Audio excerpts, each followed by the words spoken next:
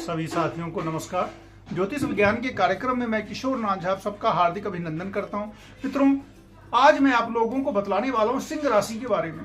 2025 में जो महत्वपूर्ण गोचर होंगे और सभी प्लेनेट का आपके ऊपर जीवन में क्या प्रभाव पड़ेगा, कौन सा ऐसा प्लेनेट होगा जो आपको बुलंदियों पर पहुंचाएगा, कौन सा ऐसा प्लेनेट होगा जिससे आपको सबसे ज्यादा अभी से ही सावधान रहने की आवश्यकता है।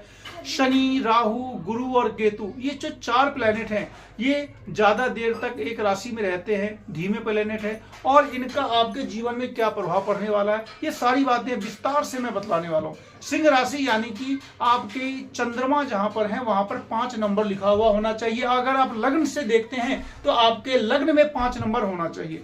बिल्कुल आप डिटेल से देखें। 2024 की स्थिति यह है कि आपके सप्तम भाव में शनिदेव बैठे हुए हैं, अष्टम में राहु हैं, 10th हाउस में बृहस्पति हैं और 2nd हाउस में केतु बैठे हुए हैं। सिंह राशि वालों के लिए अभी का जो वर्तमान स्थिति है, शनिदेव अभी भी पीड़ा दिए हुए हैं और अभी आगे भी अभी पीड़ा दे सकते हैं, लेकिन जो बृहस्पति का जो गोचर होने वाला है मित्रों आपके लिए, वो बहुत ही ज्यादा बड़ा शुभ फलदायी होगा। कैसे होगा, क्या होगा, ये सारी बातें मैं अभी डिटेल से बतलाता हूं। सबसे पहले आप जान लें कि शनिदेव मीन राशि में प्रवेश करने वाले हैं। अभी शनिदेव यहां पर थे और अगली राशि 29 मार्च 2025 को शनिदेव आपके चंद्रमा से अष्टम में चले जाएंगे और वो अढ़ैया लगाएंगे, यानी कि शनिदेव की अढ़ैया आपकी शुरू हो जाएगी 30 मार्च 2025 से। राहु कुंभ राशि में चले जाएंगे, क्योंकि राहु हमेशा वक्र गति से चलते हैं, तो अभी वो मीन में है, तो कुंभ राशि में चले जाएंगे 18 मई को। गुरु अभी आपके दशम भाव में है और 11th हाउस में वो चले जाएंगे 14 मई 2025 को।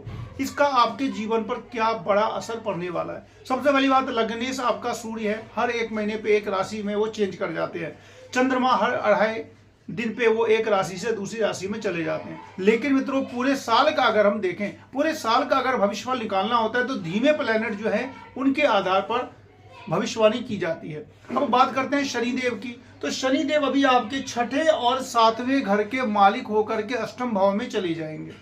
सप्तमे से जब अष्टम में जाता है, सप्तमे से जब अष्टम में जाता है तो शादीशुदा जिंदगी में दिक्कत आती है, जीवन साथी के स्वास्थ्य की प्रतिकूलता आती है। जीवन साथी यानी कि पति पत्नी या पत्नी पति जो भी हैं, उनके जीवन पे स्वास्थ्य के लिए खराब स्थिति आती है। तो यहाँ पे आपको थोड़ा सा मैं उपाय भी बतलाऊंगा शनिदेव के लिए। तो शनि की वजह से, चूंकि शनि अढ़ैया में भी आ जाएंगे, शनि आपका 6ठे और 7वें घर का मालिक भी है। हालांकि एक विपरीत राजयोग तो बनेगा कि 6ठे का मालिक 8वें में जाएगा, लेकिन शनिदेव जो कि अष्टम में जब चले जाते हैं तो अढ़ैया लगाते हैं, और अढ़ैया के दौरान वो 7.5 साल में जिस तरीके से वो फल देते हैं उसी तरीके से वो आपको फल देंगे। तो ये डिपेंड ये करेगा कि आपके जन्मकालीन आपका शनि कैसा है। तो शनि देव की स्थिति यहां पर मैं दिखा रहा हूं कि शनि देव आपके लिए प्रतिकूल अवस्था में रहेंगे।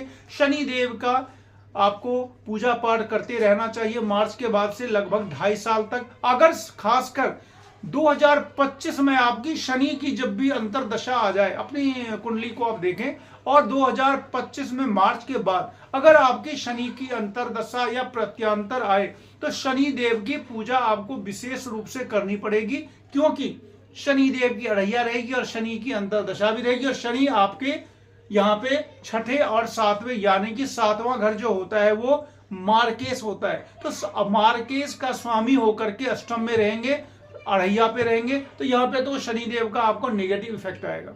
अब बात करते हैं सबसे ज्यादा ऐसा कौन सा प्लेनेट है जो शनिदेव के प्रभाव को भी कम कर देगा।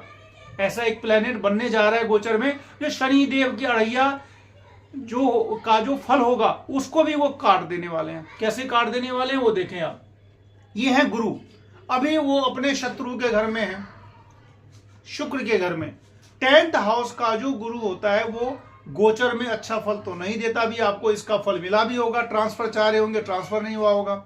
उसके बाद आपको जहां पे नौकरी कर रहे हैं वहां पे किसी न किसी प्रकार की समस्या आई होगी। यानी कि बृहस्पति जब 10th हाउस में चले जाते हैं तो दिक्कत तो देते हैं।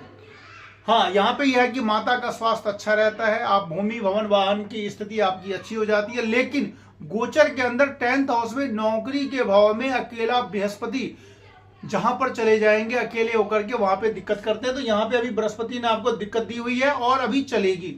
वो दिक्कत सारी समाप्त हो जाएगी मित्रों 14 मई 2025 को जब बृहस्पति यहां से उठ के यहां चले जाएंगे मिथुन राशि में, होगा क्या? अब बृहस्पति की दृष्टि होती है 5वीं, 7वीं और 9वीं।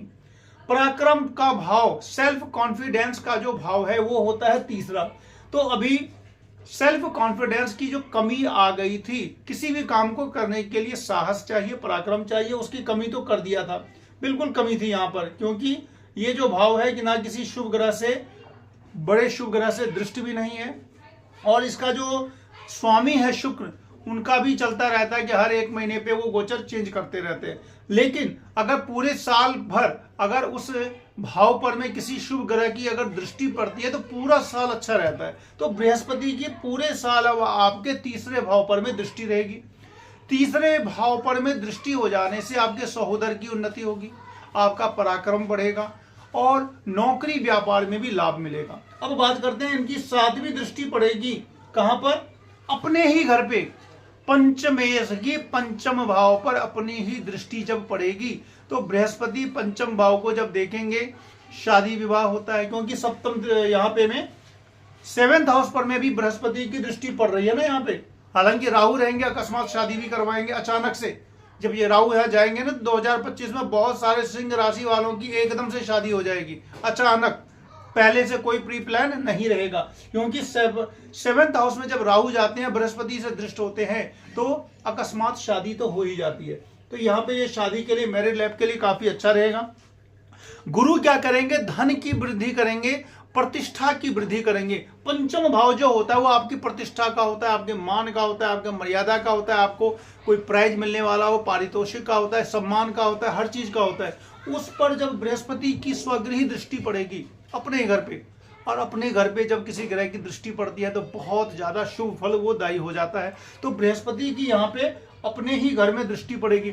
वैसे भी बृहस्पति के बारे में मैंने बतलाया हुआ भी है कि एक नियम भी है कि 5, 7, 9, 2, 11, 5th, 7th, 9th, 2nd, 11 इन हाउसेस में जाने के बाद बृहस्पति बहुत ही ज्यादा शुभ फल देते हैं। तो अभी आपके कहां चले जाएंगे? अब चले जाएंगे 11th हाउस में, और 11th हाउस में जाने के बाद बृहस्पति आपका त्रिकोण का मालिक भी है। त्रिकोण का मालिक यानी कि त्रिकोण ये होता है मित्रों, ये होता है त्रिकोण, ये और ये। तो आपके दोनों त्रिकोण, एक का मालिक है मंगल और दूसरे का मालिक है बृहस्पति।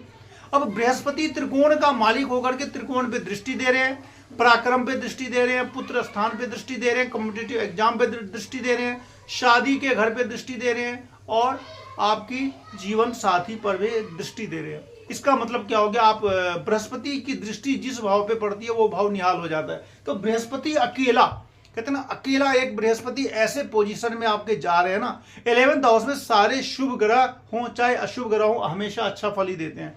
और खासकर बृहस्पति जब 11th हाउस में जाते हैं तो आपके जीवन के जो मेन चीजें होती है, पराक्रम होता है, संतान होता है, जीवन साथी होता है, धन होता है, मान होता है, प्रतिष्ठा होता है। इन सारी चीजों को पाने के लिए ही जीवन जो लोग लेते हैं, धर्म अर्थ काम मोक्ष में धन भी आ गया, अर्थ भी आ गया, काम भी हो गया, और मोक्ष का तो इसमें खैर नहीं आ रहा है, लेकिन धर्म अर्थ और काम, ये 3 चीजें जो मेन है, ये बृहस्पति अकेले देने वाले हैं। तीसरे भाव पे, 5वें भाव में और 7वें भाव में। तो बृहस्पति आपके लिए, ये जो मई मैं बतला रहा हूं आपको, 14 मई से, 14 मई के बाद गुरु की काफी अच्छी स्थिति आएगी। जिस किसी का भी गुरु अंतरदशा में या प्रत्यांतर में चल रहा है उसको बहुत ही तेजी से लाभ होगा, नहीं चल रहा है तब भी लाभ होगा। अगर केवल सिंह राशि है फिर भी 14 मई के बाद, अगर आपके पास अपना होरोस्कोप नहीं है, आपको केवल इतना पता है कि मेरा जो है वो सिंह राशि है, उसमें भी बृहस्पति आपको शुभ कार्यों में सफलता देंगे। किसी भी प्रकार का मांगलिक कार्य संपन्न अवश्य करवाएंगे। घर के अंदर मांगलिक कार्य हो सकते हैं, शादी विवाह मुंडन जो भी होता है किसी न किसी प्रकार का, क्योंकि बृहस्पति बहुत अच्छी स्थिति में है। अब बात करते हैं हम राहु देव की। मित्रों, राहु यहाँ पे कुंभ राशि में चले जाएंगे 18 मई को, और राहु क्या करते हैं? 7th हाउस में जाने के बाद, जिस हाउस में वो जाते हैं वहां पे अकस्मात अचानक काम करवाते हैं। अब 7th हाउस में क्या होता है? बिजनेस का ही होता है। तो ज्यादातर लोग या तो नौकरी करते हैं, बिजनेस करते हैं। अब राहु 7th हाउस में बिजनेस के भाव में जब चले गए तो अचानक व्यापार में वृद्धि कराना शुरू कर देंगे, अचानक शादी करवाएंगे, शादी क्यों करवाएंगे उसके पीछे का जान लीजिए, क्योंकि 7th हाउस में राहु है और बृहस्पति की दृष्टि पड़ गई। तो जिनकी शादी में प्रॉब्लम चल रही थी पहले से, वो कुछ ना कुछ ऐसा सरकमस्टेंस होगा, वो कैसे होगा आप खुद जानिएगा अपनी लाइफ में, कि अचानक से शादी ठीक हो जाएगी। क्योंकि सप्तम राहु और लग्नस्थ केतु अब बृहस्पति से दृष्ट, ये चीज जो होती है वो अकस्मात अपने आप शादी का होता है। व्यापार में अचानक से वृद्धि हो जाएगी, यात्रा से लाभ मिलेगा, राज्य की कृपा मिलेगी। 7th राहु बहुत ही अच्छा फल देने वाला है। केवल एकमात्र शनि देव ढैया लगाएंगे, तो शनि देव की ढैया से बचने के लिए आपको हर हाल में पूरे, मैं बतला रहा हूं, पूरे 2.5 साल तक आप एक नियम बना लें कि मार्च 2025 के बाद जब तक शनिदेव मीन राशि में रहेंगे 3 बार हनुमान चालीसा और शनिदेव का जो मंत्र है ओम शम शनिश्चराय नमः 108 बार, ये आप करते रहेंगे। होगा ये, नेगेटिविटी आएगी लाइफ में, प्रतिकूलता आएगी, लेकिन उसकी इंटेंसिटी, तीव्रता काफी कम होगी, और इतनी कम होगी जिससे आपको लगेगा कि मेरा बचाव तो हो गया। इस तरीके से सिंह राशि का 2025 का जो मेन प्रेडिक्शन है वो मैंने आप लोगों को बतलाया। चैनल को लाइक शेयर सब्सक्राइब जरूर करें। मिलते हैं फिर अगले वीडियो में, तब तक के लिए नमस्कार।